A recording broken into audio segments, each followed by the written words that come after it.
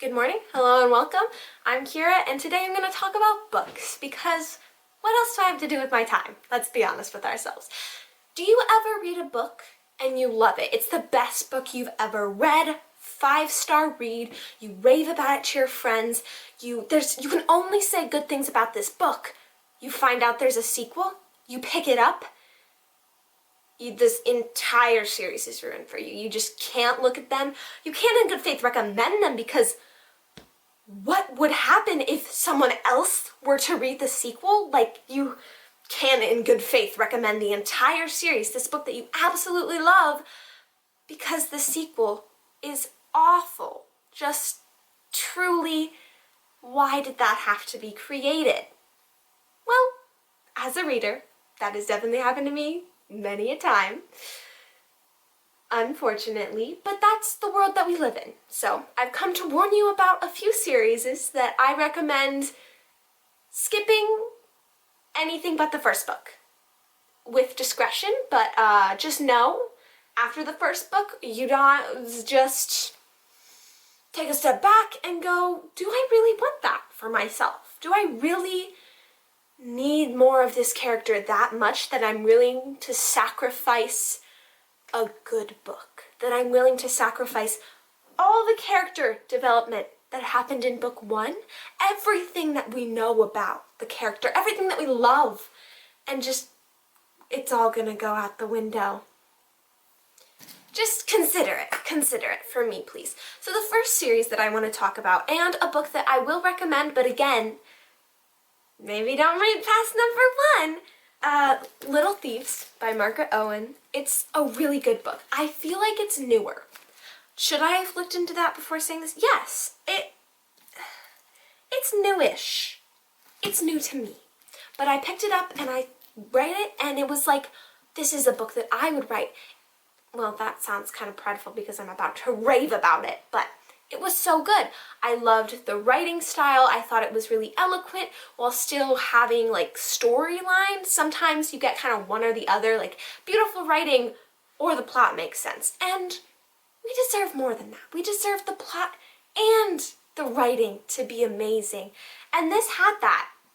It's one of those where it kind of has like those sort of chapters where you don't refer to the characters as like the characters' names. It's like the princess and the servant and the wolf or something, you know, like it's more eloquent type chapters, but you've been introduced to the actual characters so you know who this is talking about, but it's more, those are the parts with the really flowery writing and it's very fairy tale-esque. But this is such a good book.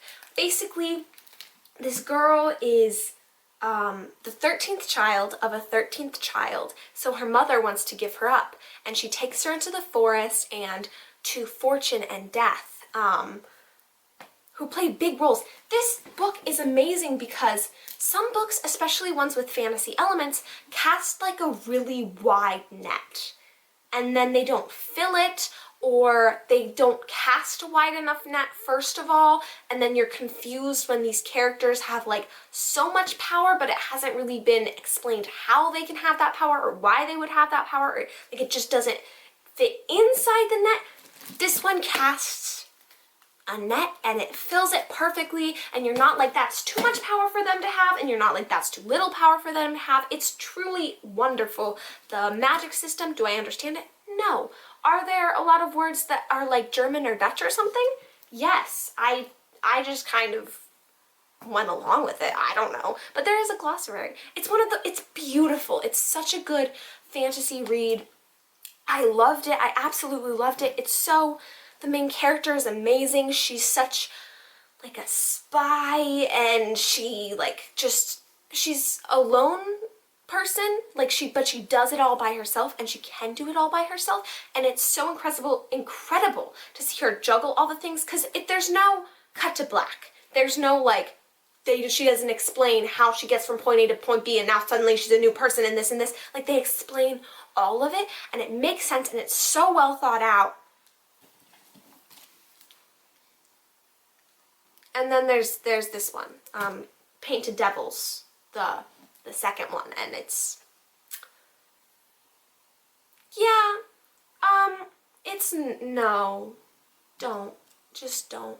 The first one, there is romance, and it's really good because it kind of grows throughout the whole thing, but at first it's really not important, and she's really not looking for a guy, and like the book's kind of long, the first one. The first one's like 500 pages, but it builds really well throughout that, the romance aspect. This is like just the romance aspect. There's some plots, but it's kind of not great in my personal opinion. I feel like, oh, it's really hard to say it without talking about spoilers. So, spoiler warning, I'll cut to the part with the next book. Warning, I can't speak. But I'm going to talk about some spoilers for this one. So, if you don't feel like reading either of these books, then I would go ahead and watch this part. If you already read both these books, feel free to watch this part. If you've read Little Thieves and are like, yeah, I've heard bad things about Painted Devils, then you can listen to this part if you want to get sort of what happens in Painted Devils. Because, like, there's some plot points where I'm like, this would be good if the whole book was good, you know? But the whole book's not good. So, yeah. So we're going to talk about it. But it will probably spoil some things in Little Thieves, and I do recommend reading this book, so just skip this part. Alright, so Painted Devils, basically it's the family one, right? The first one, it's about her and her found family, and now it's about let her go find her blood family, and also there's a cult. Now I know that sounds exciting, and it kind of was, and I was kind of like, huh, how fun to read about a cult. And then I was like, but this is a bad book. Anyway, so basically, you know how the romance in the first one kind of ends and it's like, oh, I'm gonna go back and be a prefect, and is it prefect? I haven't said any of these words out loud, but oh well. And I'm gonna go back and be a prefect. Ermric says that, and then she's like, okay, I'm gonna go visit you with all my friends. Well, she just like gets off the wagon like a day before she gets to his house when they're going with all her friends, and she's like, never mind, can't do it, which is fine. If she didn't feel that she was ready to go and like be in a relationship with Ermric and she didn't want the pressure of that, totally fine, totally understandable, it's okay. She just like, you know, that I don't have a problem with that part. Cool, when we get to the end though, I will have a problem. Anyway, but then she goes and she has all these rubies from the end of the first book. Anyway, she like trips and the rubies just like go into this lake, and she's just like, that's just, those are my rubies. They're in the lake now. Anyway, she tricks the people in the town that this low god wanted her to fish out the rubies, wanted them to fish out the rubies. Anyway, she like convinces them to fish them all out for her, and then they do, and she swipes them, and then it's like, the low god, poof, and that got them. And anyway, the whole town is like really obsessed with this low god, and she kind of plays into it so that she can like have a place to stay temporarily, because she's just been going from like bar to bar and getting really drunk, and like anyway, this is not the problem this is not the part I have a problem with. So anyway, it's a whole mess. She creates a cult. Everybody believes in this low god. She's like the prophet, the low god's prophet. So she like wears all red. It's like the Scarlet Maiden. Anyway, Ermric shows up because the like prefects suspect that it's not a real god, and then she can get in trouble. Anyway, so they get there. He's like, oh my gosh, it's you. I haven't seen you in ages. Like, they have their reuniting thing. The whole time, she's very like unsure of where she stands with Ermric. It's like have a conversation. They do have conversations. It's great. This is not the problem part. Anyway, so it turns out the Scarlet Maiden that she created this cult for is actually real. Yes. A real low god. Yeah. And the Scarlet Maiden's like, you, to Ermric, you're unclaimed. We find out later unclaimed means a virgin. Anyway, unclaimed, I claim you. And there's like this red handprint on his chest for the rest of the thing, which is why the book, I love their book covers though. They really do a good job of incorporating everything. I'm not a positive, just think about that. The real problem with this book is the quest that they go on, that the characters go on, that's just so long and absolutely a waste of time and kind of just a way to prolong the fact that the whole time Ermric and what is the main girl's name? Oh gosh. V something, isn't it? V something. Oh my gosh, this isn't good. If I forget the name, that's crazy. Ha ha ha ha.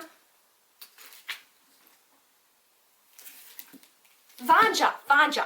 Anyway, am I even saying that right? I don't know. Vanja and Ermric, basically, the whole quest that they have to go on to try and make it so that Ermric isn't the one who's claimed and they can have a different sacrifice to the Scarlet Maiden, it's just prolonging the fact that for Ermric to not be claimed, like, they have to have sex. And it's so uncomfortable, and it's just like, I just don't like the whole thing just being stretched out, and then it's just her being like, am I really comfortable with him? Do I really want that with him? And it's like, maybe this is realistic, but I don't want this in my fantasy book. I don't want this here. It goes on for just like the whole book, and it's annoying. Anyway, so basically, there's the family that Vanja is staying with at this town where she's created this cult. It's these two brothers, and then they have a sister who's friends with them. She comes there and she's like, I don't remember why, but she goes with them to see the Scarlet Maiden. They see the Scarlet Maiden. The Scarlet Maiden's like, okay, he's gonna be sacrificed to me, or you can get the blood of 7 brothers and sacrifice that to me instead. And they're like, where can we find 7 brothers? Like, let's go get their blood. And the girl whose sister with the 2 brothers that Vanja is staying with is like, I happen to have 7 brothers. And they're all like, wow, no, how convenient. So they go to, Jacob is one of their names, Jacob and the older guy. They're the sheep people who Vanja is staying with. They get their blood, and then they're like, let's go find your other brothers, the other 5. So they just go on this quest. The quest is so long. They're questing forever, and there's like 11 different, there's not 11, that's an exaggeration, but there's so many little, like, oh, to get this guy's blood, we just have to get him out of jail. Like, to get this guy's blood, well, he's drunk. To get this guy's blood, well, give him your hair ribbon. It just takes up so much time, and like, you don't really care. This is where the writing, I feel like I didn't really care, because you get introduced to these new brothers, and you're like,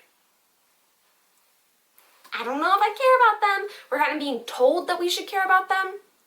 Not shown why she would care about them. Let's just say. Anyway, so many spoilers here, guys. So many spoilers. This is a really big spoiler, so I'm just, you can skip it. It's fine. Anyway, really big spoiler.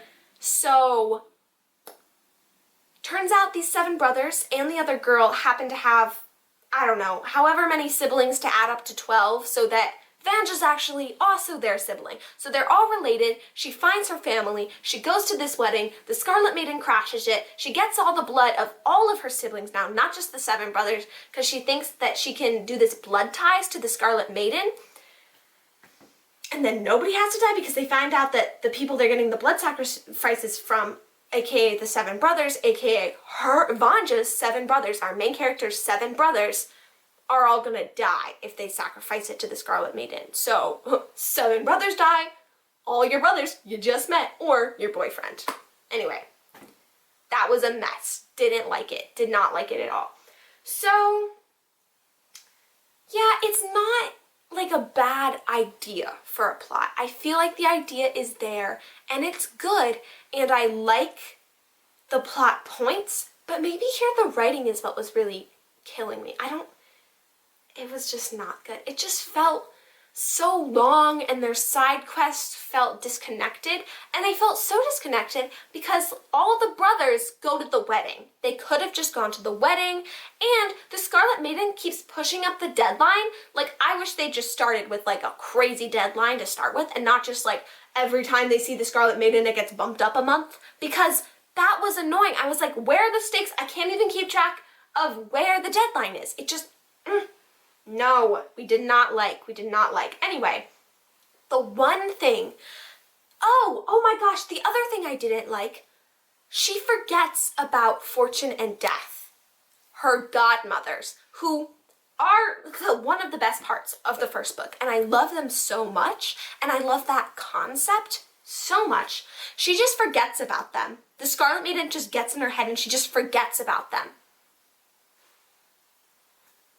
No, she doesn't. No, she doesn't. They do this other side quest where they have to go and get this book that's like, they switch out a goblet or something because this poltergeist is bad, and then they get another poltergeist that's just a creepy doll that they get to take with them, that I kind of feel like at a certain point they did not need to bring the doll with them. Like, there were very few things that the doll like helped them with. Like, they didn't need the doll. It was just a weird addition. So many side quests. You learn so much more about the prefix, which like is kind of interesting, but like not really interesting. I just feel like it's just side quests. Where is the plot? They're all just disconnected little side quests. All the plot, really, everything that it's building to, everything that her finding her family is building to.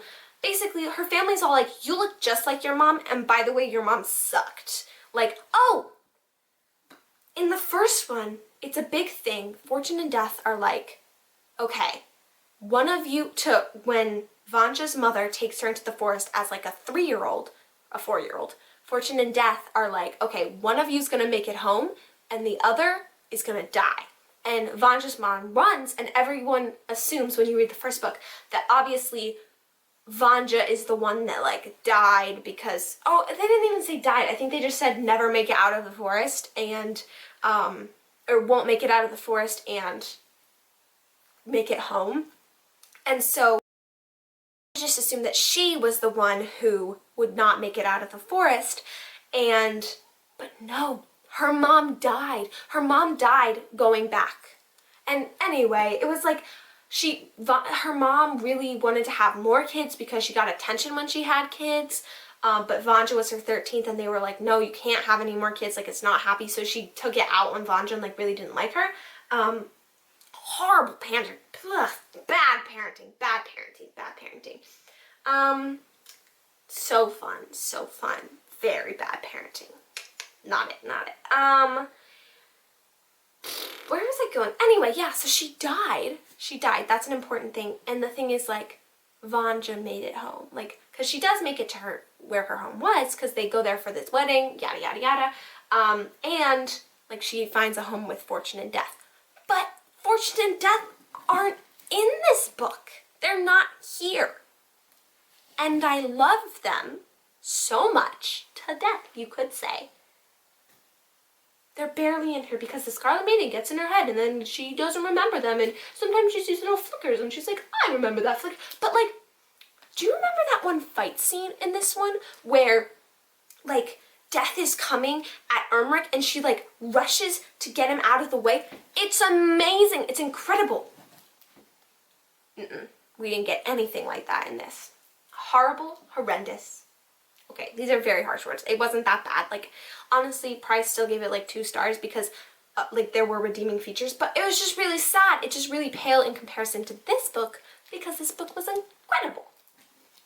It was very sad. Anyway, so what was big amazing plot twist that I did figure out, but like not super early, just like before they outright told us.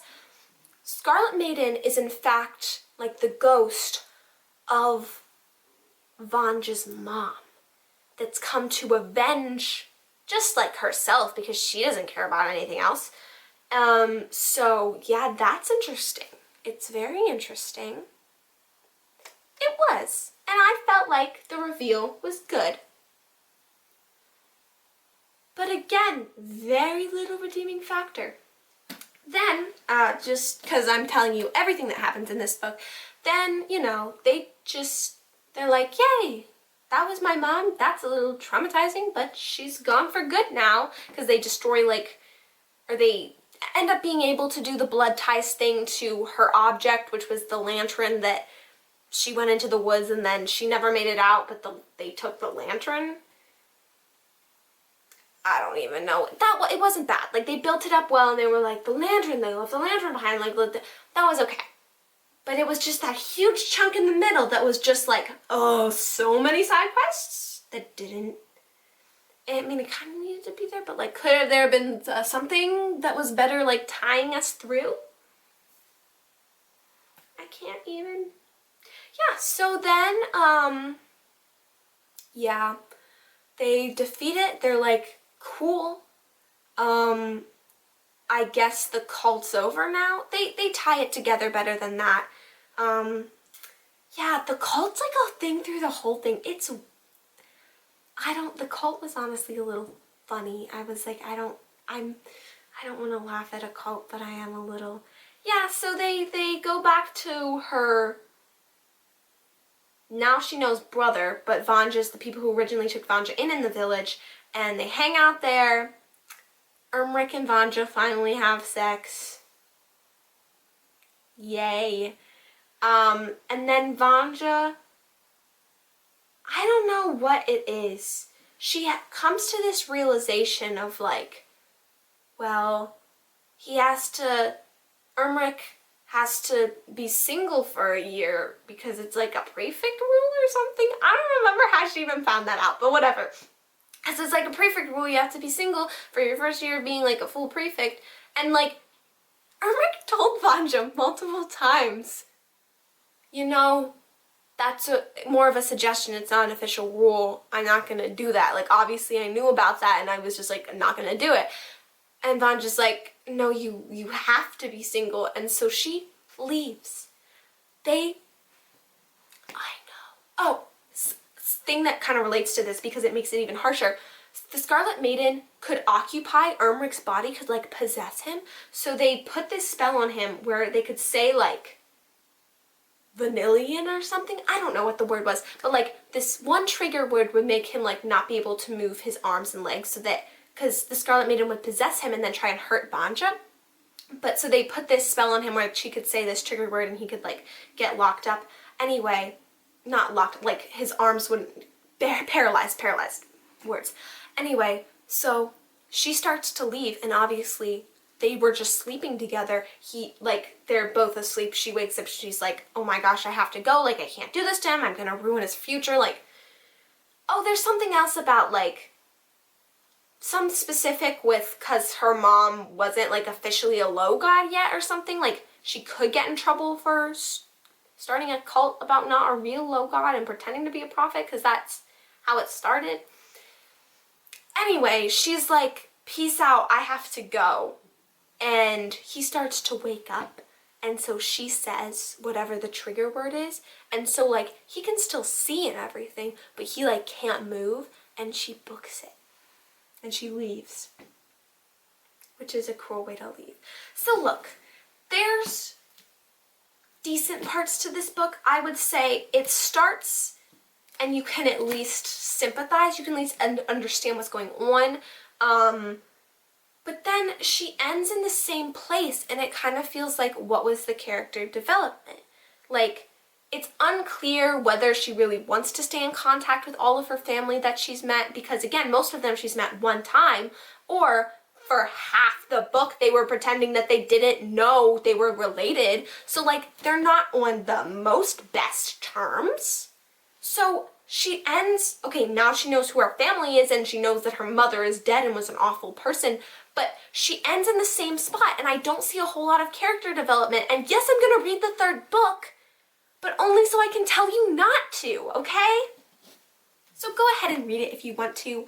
But again, if you get stuck in the middle part and you're like, why are we in this town at the Greensleeve and there's this other place with Schmidt or something? Same, because why were we? For half the book.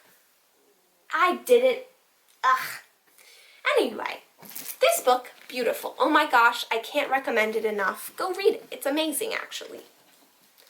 But I would stop with that one. And Painted Devils, I would pretend you didn't know there's a sequel.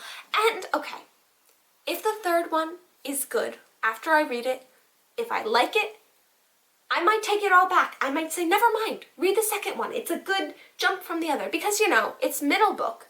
So maybe it's just middle book syndrome, you know? Maybe it's just, yeah, because if she starts in the same place and she ends in the exact same place, zero character development, well, except now they've had sex, so I guess you could call that development, not really character, but sure. Then it'll be perfect. The third book could maybe be good. Maybe I could recommend you just jump from one to the other. I don't know, we'll see. If you want a part 2, let me know. Yeah, I would be happy to make another video after I read the third. Thanks for watching. Have a good day.